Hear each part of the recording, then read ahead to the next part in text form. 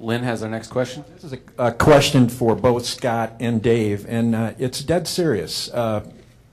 Prince is husky, and as men get into their 30s, oftentimes the weight will pick up. Is there a weight clause, frankly, or something equivalent to it in this contract? And Scott, if I can also ask you, we're missing something on chronology here. When did you have your first conversation with Mike Ilitch? Those two questions, please. Well, first of all, there was never anything about Prince and his conditioning or anything that was even questioned by anyone in this club at any time. I think that's a part of the fact that the Tigers have done their due diligence in understanding who Prince Fielder is. It sounds like Mr. Ilitch was doing due diligence when Prince was 5. But as far as the involvement of how the Tiger organization works, Dave and John always initially contact me and let me know they have an interest in the player.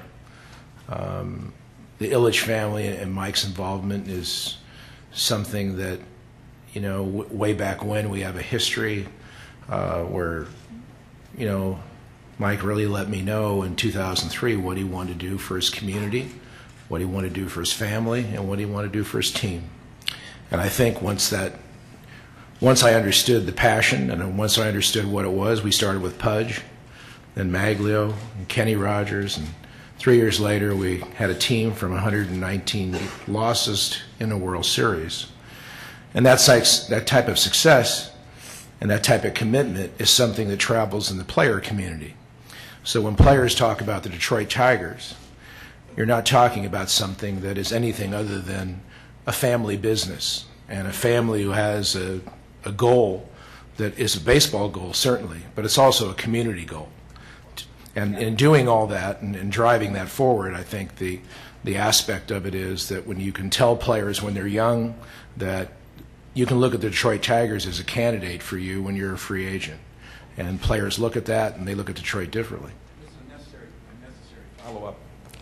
When, though, because you were dealing with the Rangers and with the Nationals, and everybody in baseball knew that, when did you have your first substantive conversation about Prince with Mike Ilitch? I don't know the exact date, and I was dealing with a variety of teams. I've been in free agency a while, and the teams just kept calling for Prince. There were a number of teams that came in this process, and I think the reason for the process, which I can now say because it was a personal matter, was that Prince and Chanel redid their vows in early January, and we really couldn't begin this free agency until the 11th.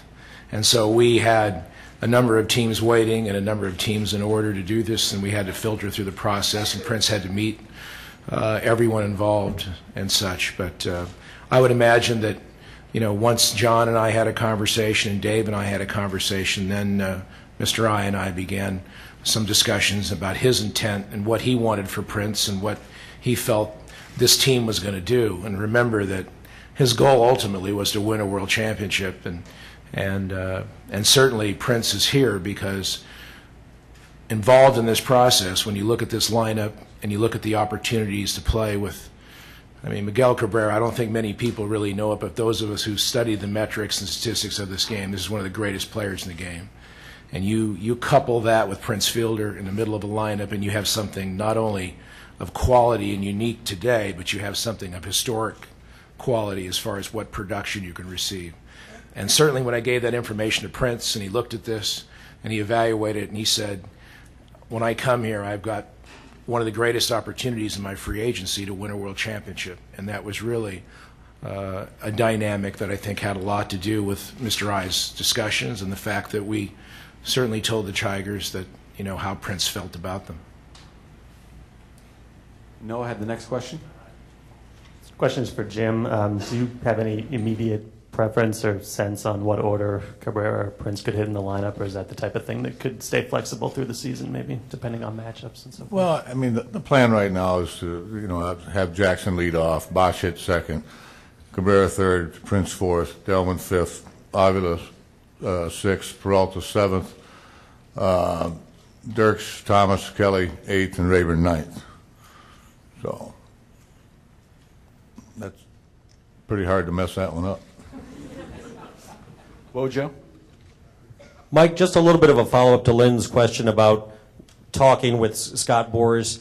How urgently or desperately did you want this? Was this a case where you went to Dave Dombrowski and said, deliver me Prince Fielder no matter what? Or how badly were you pushing and pressing for this? It wasn't a case of pressing. It was a case of we're going to go out and do it. I mean, we give our best effort to get him. And as far as Scott Boras, I want to tell you something. He knows his team better than I do. I mean, he knows every player, what their averages are, where they're from, what they did during their career, who leads the team, what areas that are necessary, and he just knows everything about the Detroit Tigers. I was flabbergasted. I mean, you know, utility players, everybody. We went through a big discussion, or he went through a big discussion, and pointed out to me that some of the things that he thought were necessary to win a World Series, and he explained to me why, and so on and so forth. There's great salesmanship involved with that, but the guy is an encyclopedia when it comes to knowing the teams and knowing the people that are associated with the organizations. So I got a lot of good information from him. I put the sales aside and I listened to the common sense approach that he has and the knowledge he has about the game. He's extremely knowledgeable. Ryan? Ryan Armani, Fox 2. Jim, this question is for you. You talked a while ago about you put 1 million lineups together, and you talked to Brandon Inge.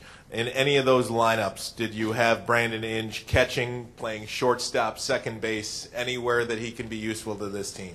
I did not have him at those positions. I did have him on a potential DH day for somebody at third base. I did. The plan right now, I also want to add this, so we're not going to be talking about this later on. The plan is not to defense for Miguel at third base late in the game, as we speak today. We will monitor that, but as we speak today, I don't think that you defense for those star players very often. So that is the plan today. But I did have Inge in the lineup at times at third base. Now, what you mentioned is he does have versatility, so there could be a moment when, you know, we would go that direction. But the lineup that I had him in right now would be at third base. You know, depending on who's DHing that day, or you know, who's a little sore, who may need a day off. Sure, and he should still be a valuable part of this club. Marty? This question's for Jim. Jim, are you, with all the power you have, at all at least concerned a little bit about the lack of team speed that they have? Well, if they hit them where they're supposed to hit them, they can trot. So I'm not really as concerned about that as everybody else. I've always, we did talk about speed, and we did want to address that a little bit, but as I've told everybody forever, I'd rather have a slow guy that can hit than a fast guy that can't. So, you know, we're a doubles team. That's Dave's favorite hit in baseball, the doubles. And if you looked at us last year, we hit it in the gas and we hit it over the fence. That's what we do. We're not really a manufacturer type team. So we're going. I think for any good manager, I think the key is you manage the players you have. Whether you work in an office or anywhere else, you're charging people. You manage the people you have, and you manage those people to get the best out of them. And the player's job is not to adjust to the manager's style. It's the manager's job to adjust to the player's style. Let's just take 2 more questions. I got one over here to my right.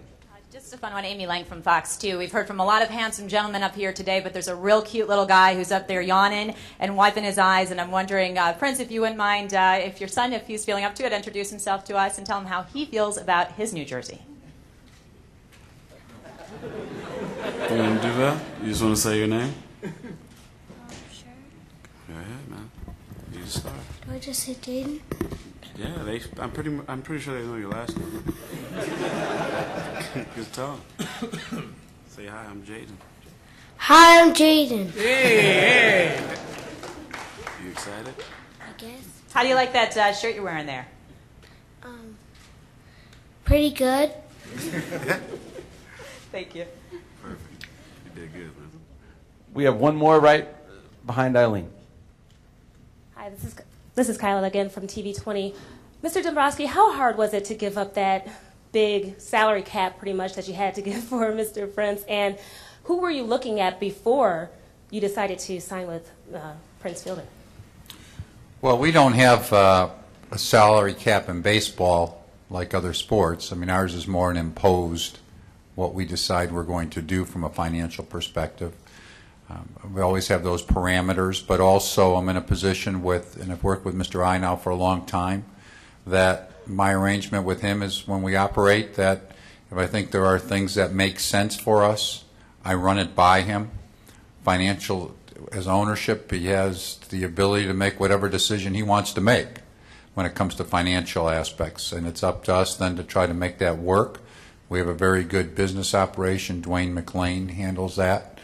And I think it's important because when you ask what other guys, sort of the chronology, last week was kind of a crazy week. We were out on the caravan. Of course, it started off with Victor's news, unfortunate news. I let Mr. I know that on Tuesday. Just like the rest of us, that when that news hits you, you're somewhat get the wind knocked out of you. And then on Wednesday, when I was driving to Grand Rapids for the banquet that night, my phone rang. And it was David Aegis saying, Mr. I'd like to talk to you. Have a minute? And I said, sure. He said, well, what are we going to do now? I mean, in a very, what's your plans? I said, well, I'm gathering some names and getting them together. This just happened, talking to our scouts, had the free agent list, going to put this together. On Thursday, when the same call came through, when I was in Grand Rapids, I said, I put all these names together. There's some solid guys out there, Mr. I, but there's only one difference maker out there, and that's Prince Fielder. And he says, well, why don't we try to get him?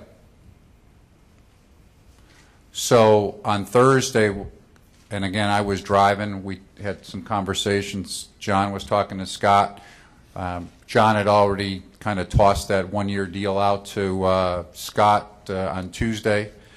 And at that point, he called them back to see where they were on Thursday it was. And that's really when the conversations more started at that point. It was apparent, and we were kind of joking at the time, but that we weren't going to sign Prince for 1 year. And that's why when I told people I didn't really see there was a fit at that point, because we didn't have an indication at that time that we were going to go long term. But Mr. I, after thinking about it, in fact, I can think when I came back here on Friday from the caravan, I came up into my office. It was about 4:45, and John was in the office, and he's saying, oh, thank good, Dave's back right now. Come on in here, good timing. Mr. I, we need to call Mr. I. He's on the phone. And we called him and really updated him on the situation. And he said, well, let's see if we can get something done here.